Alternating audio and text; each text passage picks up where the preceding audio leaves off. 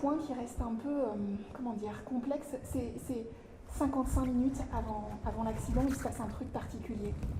Oui, effectivement. Donc en fait, Monsieur Courtois a été contrôlé par deux gendarmes quelques dizaines de minutes en fait avant l'accident.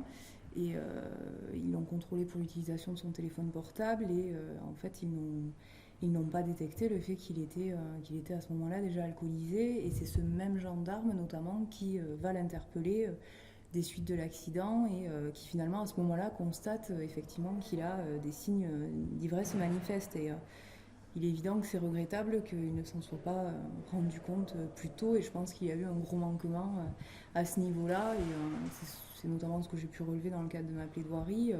Voilà, j'aimerais savoir s'il y aura sanction, puisqu'aujourd'hui M. Courtois assume pleinement sa responsabilité, mais je pense que voilà, d'autres personnes ont également manqué à leurs obligations voilà, dans ce dossier.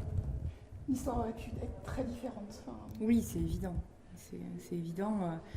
Voilà, M. Courtois a commis des erreurs, il le sait, il en assume aujourd'hui pleinement la responsabilité. Il regrette bien évidemment ce qui s'est passé.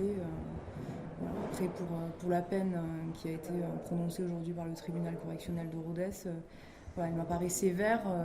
On est certes sur voilà, des faits d'une gravité extrême. On est tous parfaitement conscients. Mais voilà, ça ne colle pas à la personnalité de M. Courtois, enfin, c'est excessif, je trouve. 6 ans d'emprisonnement, c'est excessif. Pourquoi la personnalité, justement? Et parce qu'on n'est pas sur on est sur une personne qui n'avait pas de casier judiciaire, qui a commis une erreur un jour, et voilà, et sa vie aujourd'hui, elle s'est arrêtée ce 19 mai 2018. Du coup, vous pouvez rappeler la peine, c'est 6 ans d'emprisonnement? 6 ans d'emprisonnement, oui, avec une annulation de son permis de conduire, ça c'est automatique. Et également 200 € d'amende pour la contravention, puisqu'ils ont considéré qu'il y avait un excès de vitesse. C'est pourtant une personne qui a l'habitude d'intervenir sur des accidents et sur des accidents du même type, avec des personnes alcoolisées qui conduisent. C'est oui. Un pompier. Alors, effectivement, M. Courtois donc, faisait partie de la brigade des sapeurs-pompiers de Paris. Il l'a indiqué dans le cadre de ses différentes auditions. Effectivement, il était intervenu sur de nombreux accidents de la circulation, mais pas sur des accidents en lien avec une consommation d'alcool. Il l'a expliqué dans le cadre voilà, de l'instruction du dossier. Il était plus habitué à des accidents avec des piétons, des vélos, mais pas sur des accidents de la circulation en lien avec une consommation d'alcool. D'accord, mais est-ce que c'est la peine la maximale, entre guillemets, qui aurait pu...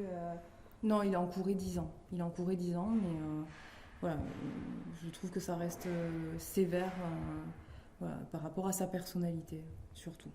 Parce qu'il y a quand même 2 enfants qui ont été tués à ce moment-là. Oui, mais effectivement, on est d'accord, c'est un homicide qui reste tout de même involontaire, accidentel. Et je trouve que c'est des réquisitions et une condamnation qui est sévère. Voilà. Merci.